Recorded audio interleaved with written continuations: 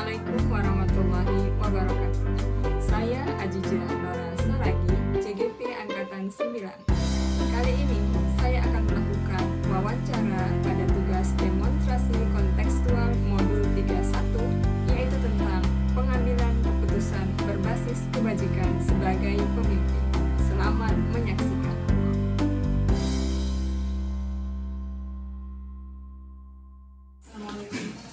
Waalaikumsalam warahmatullahi wabarakatuh. Sebelumnya saya terima kasih atas waktunya Pak. Ini kami dari CGP Angkatan 9 ada kegiatan untuk wawancara dengan kepala sekolah dalam modul pengambilan keputusan berdasarkan nilai-nilai kebajikan dalam kepemimpinan Pak. Jadi ada beberapa pertanyaan nanti yang akan kami ajukan. Kiranya nanti Bapak bisa menjawab sesuai dengan yang Bapak lakukan selama ini ya Pak.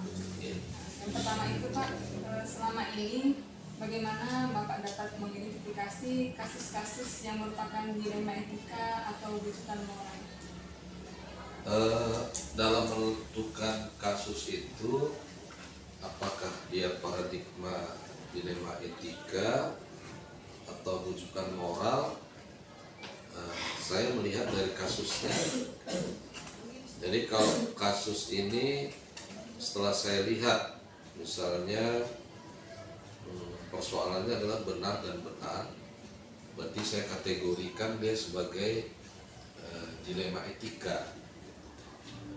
Sebaliknya, kalau kasus ini saya lihat yang satu benar, yang lainnya tidak benar, berarti ini saya kategorikan sebagai kasus rujukan moral.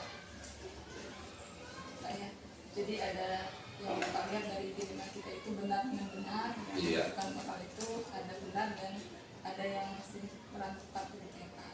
Nah selama ini Pak, bagaimana Bapak bisa menjalankan pengambilan keputusan di sekolah kita ini, terutama untuk kasus-kasus di mana ada dua kepentingan yang sama-sama benar atau sama-sama mengandung nilai kebajikan Pak? Ya, atau dengan kata lain mungkin maksudnya dilema etika itu ya. Jadi kalau ada persoalan berupa dilema etika, maka langkah pertama saya identifikasi dulu masalahnya ini. Identifikasi ini menyangkut kepada pihak-pihak mana saja yang terlibat terhadap kasus ini. Itu yang pertama. Kemudian saya akan mencari informasi bagaimana sebenarnya kasus tersebut. Kemudian yang berikutnya saya akan tentukan dulu atau pastikan dulu dari yang sama-sama benar ini mana yang paling prinsip, artinya di sini yang paling penting.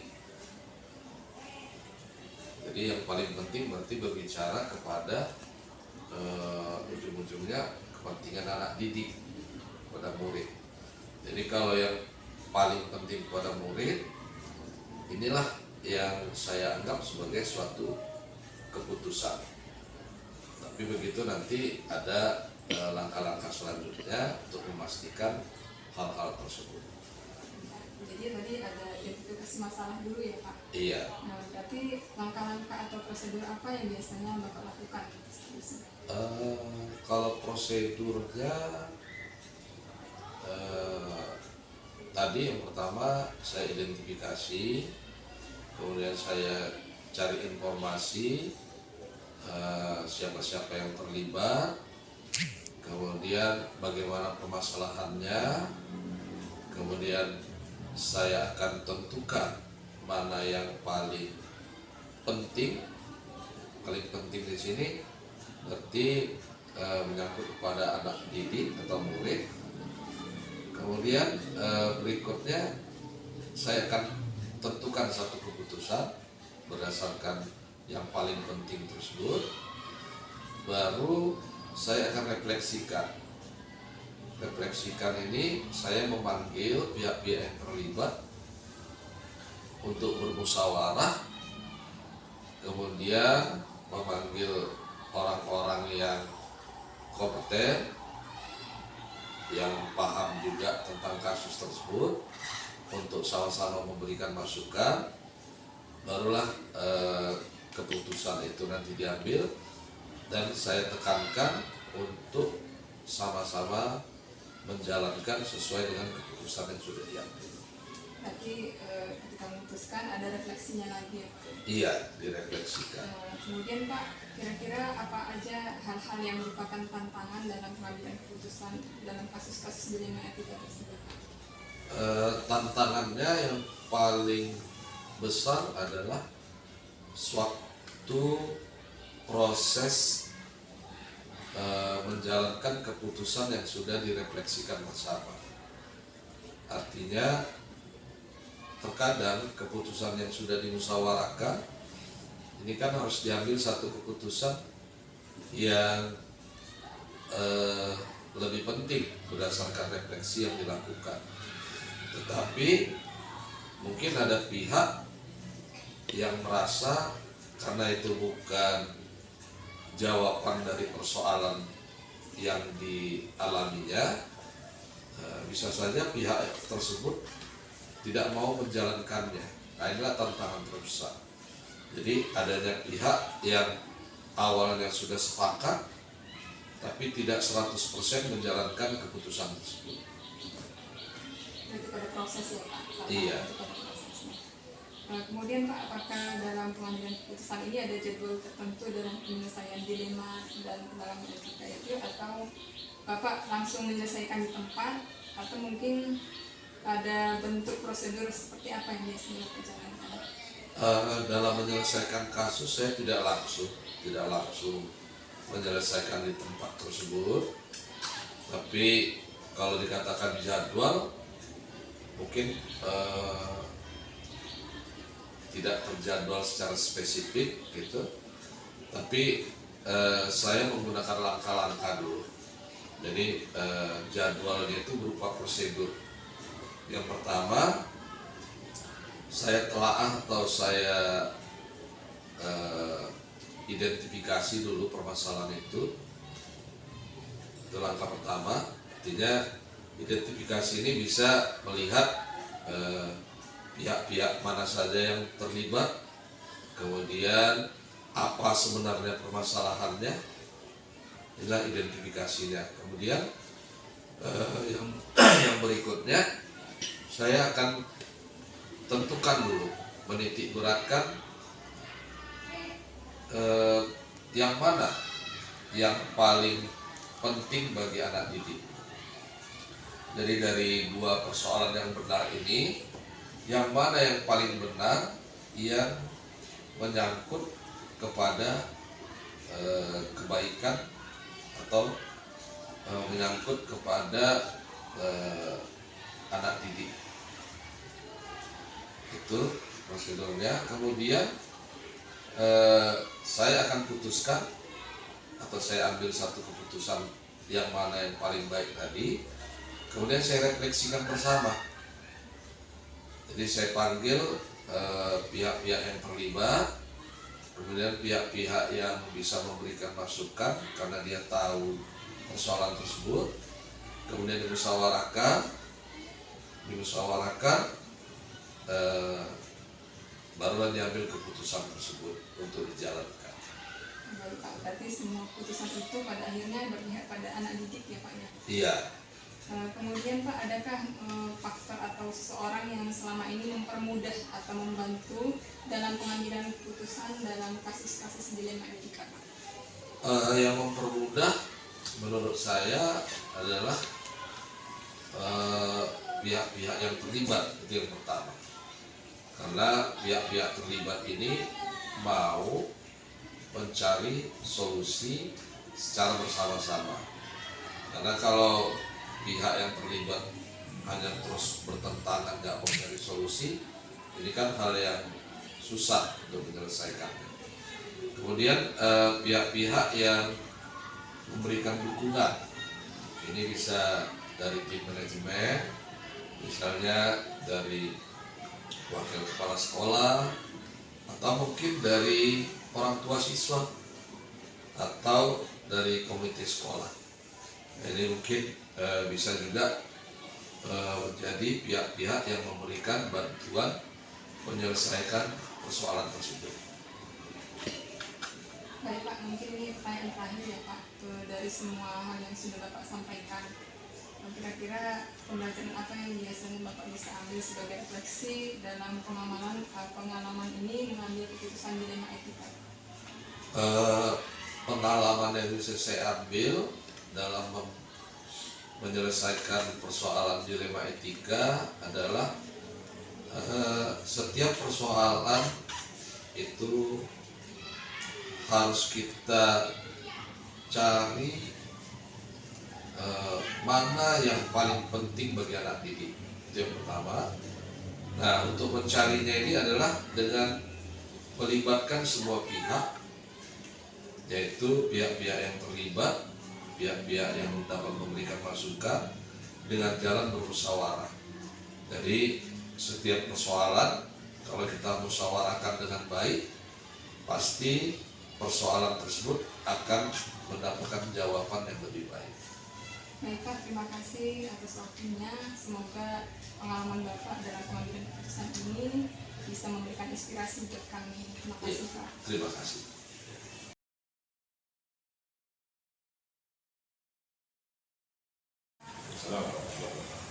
Terima kasih Pak sudah memberikan waktunya. Kami di sini melaksanakan kegiatan JGP angkatan 9. Saya Ajian Sarandi. Jadi kebetulan ini modulnya tentang pengambilan keputusan Pak. Kebetulan kan ya kalau sekolah di SMA Negeri 4 ini sudah banyak pengalamannya. Tidak akan ada beberapa pertanyaan ya Pak. Yang pertama Pak, selama ini bagaimana Bapak dapat mengidentifikasi kasus-kasus yang merupakan dilema etika atau bukan moral? Terima kasih intinya. Saatnya jam ke-8 dimulai. Sebagaimana yang It's kita time to begin to act lesson. pelajari baik dalam teori, memang kita mula mengidentifikasi masalah itu. Apakah itu masalah itu menyangkut etika dan menimbulkan dilemanya, atau memang permasalahan itu menyangkut bagaimana atau tujuan moral kan gitu. Nah, jadi yang saya pahami kalau etika itu kan sudah ada standarnya. Etika itu kita bermasyarakat, atau etika itu dalam kehidupan formal ya, dalam pendidikan, dan bagaimana itu dikatakan etika itu sehingga akhirnya disebut dengan penyimpangan.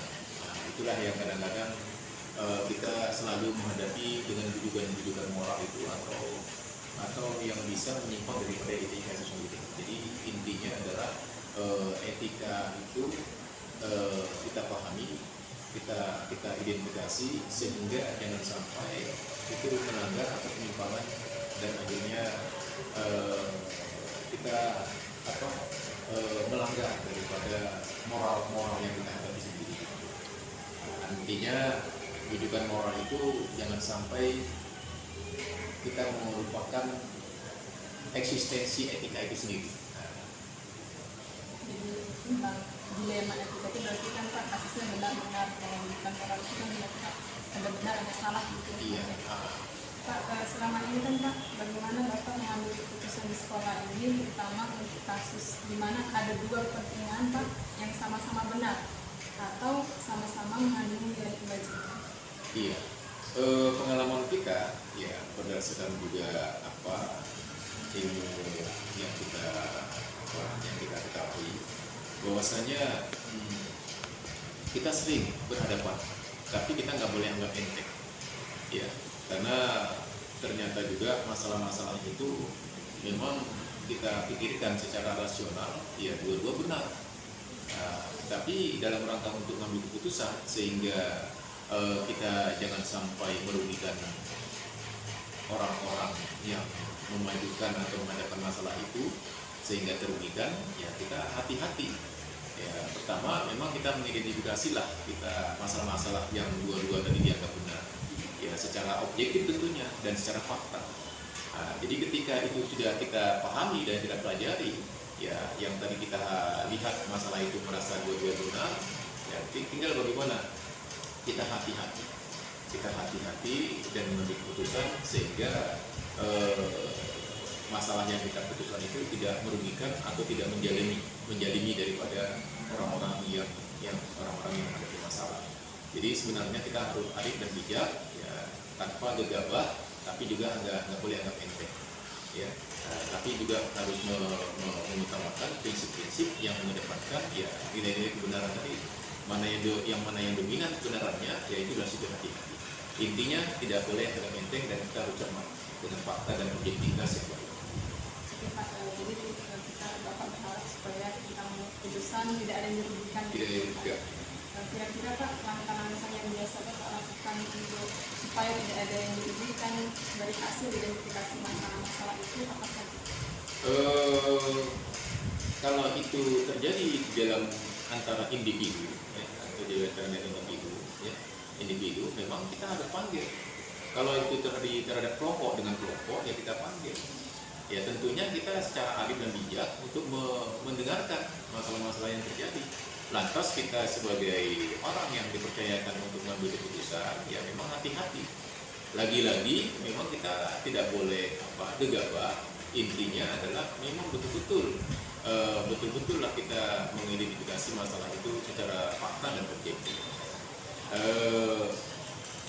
Bila mana ada di antara kedua kelompok itu memang ada pemicunya, ya misalnya pemicunya untuk menjadi tidak baik, ya kita upayakan ya bagaimana supaya kedua belah pihak itu kira-kira cooling down lah, artinya dingin lah untuk menghadapi masalah itu. Mudah-mudahan dengan keputusan dan diambilnya keputusan bersama itu, ya kedua pihak itu bisa menerimanya dengan adil dan bijak juga. Dan bagaimana kita meminimalisir jangan sampai merugikan di antara yang kita ambil keputusan tadi itu oleh seorang manajer atau pimpinan. Baik Pak, jadi karena tadi perlunya klarifikasi ya Pak. Iya. Kira-kira dari pengambilan keputusan itu hal apa yang paling Bapak anggap efektif menangani kasus-kasus dilema itu? Iya, bila mana itu masalah itu yang kita hadapi adalah secara dilema etika itu merasa benar, ya justru kita mohon juga petunjuk kepada Tuhan Yang Maha Kuasa agar kita jangan hanya mengandalkan kecerdasan atau menganggap bahwasanya kita pintar sekali. Ya tentunya kita betul-betul mempelajari masalah ini dengan teliti dan cermat sehingga masalah ini dapat diselesaikan dengan bijak.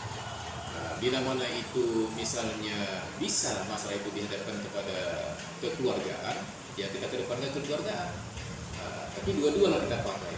Satu adalah standar etika itu sendiri, yang kedua adalah standar tapi tidak mengabaikan kebenaran, tapi juga memakai dengan kekeluargaan. Karena pendekatan pencerahan itu dengan kekeluargaan, tapi itu secara humanis dilakukan.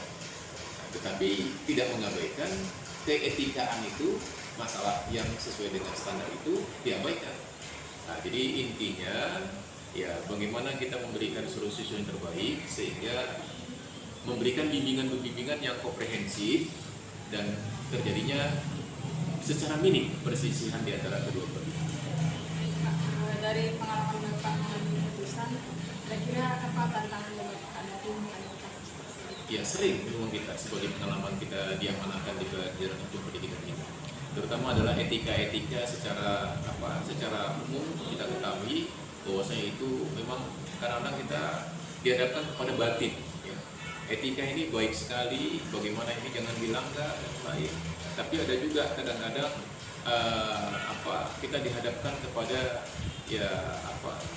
yang menyangkut sosial, menyangkut kekeluargaan dan lain-lain, sehingga kita memang dihadapkan. Jadi ketika kita sangat sulit menentukan pengambil keputusan ini sesuai pengalaman saya memang tunjuk pada Tuhan Yang Maha Kuasa sehingga kita diberikan bimbingan sehingga masalah yang kita dapat hadapi ini dapat kita selesaikan dengan ya tidak melanggar norma-norma etika itu sendiri.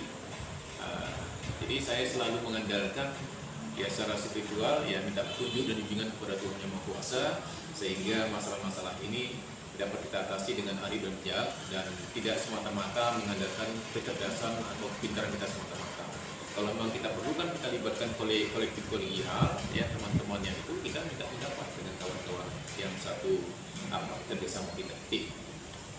Dalam penyelesaian masalah Pak, biasanya Bapak buat jadwal tertentu atau menyelesaikan masalah langsung atau dia ada prosedur khususnya?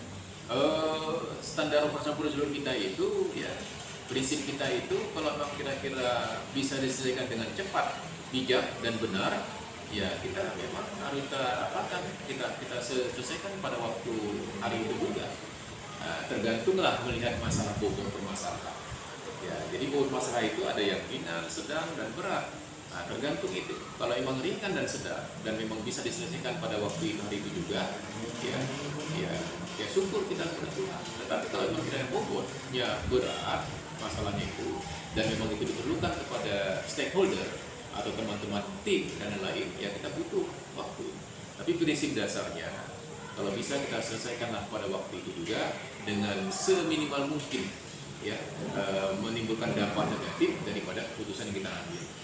Nah, ini saya pikir begitu. Kemudian Pak, dalam pengambilan keputusan ini adakah seseorang atau faktor-faktor yang mempermudah untuk mengambil kasus-kasus tersebut jadi lebih mudah? Iya, lagi-lagi ya kita bukan tim individual tapi adalah teamwork, ya sama kerja dan kerjasama. Jadi oleh karena itu kalau memang perlu itu dipanggil teman-teman setim kerja baik dari dewan guru, ya ada MDP-nya, ada wakil-wakil kepala sekolah atau komite atau stakeholder yang lain, kenapa tidak? Ya kita gunakanlah itu tim tadi itu untuk membantu sehingga dengan ide-ide dan gagasan-gagasan yang baik dalam rangka untuk menyelesaikan masalah itu, ya saya pikir itu adalah meminimalisir ya keputusan-keputusan yang kita ambil dengan merugikan dari berbagai pihak terpenting. Baik Pak, ini pertanyaan terakhir Pak. Kami juga ingin mendengar dan dari beberapa pengalaman Bapak menghadapi kasus-kasus ini, pembelajaran apa yang Bapak bisa ambil dalam pengambilan keputusan dilema etika? Tidak seperti mengucapkan dengan kata-kata ya.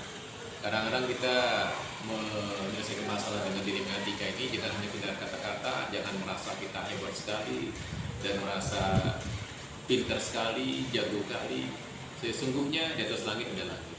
Jadi tidak lepas daripada kita mohon petunjuk dan bimbingan dari Tuhan Yang Maha Kuasa sehingga dalam rangka menghadapi masalah baik ringan, sedang maupun berat kita selalu minta petunjuk sehingga akhirnya apa yang kita ambil itu tidak melanggar norma-norma etika itu sendiri dan juga tidak menyimpang dari aturan yang standar yang kita tetapkan. Jadi saya pikir ya saya bekerja dengan teamwork ya sama kerja dengan kerjasama, tapi semuanya itu ya kita mohon petunjuk dan keberkahan dari Tuhan Yang Maha Kuasa dan mohon ridho dari Maha Kuasa sehingga masalah-masalah itu bisa kita atasi dengan bijak, arif dan seksama sehingga kita nampak betul-betul orang yang menjadi orang profesional dengan selalu merendahkan hati dan tidak sekonyong-konyong untuk menjadi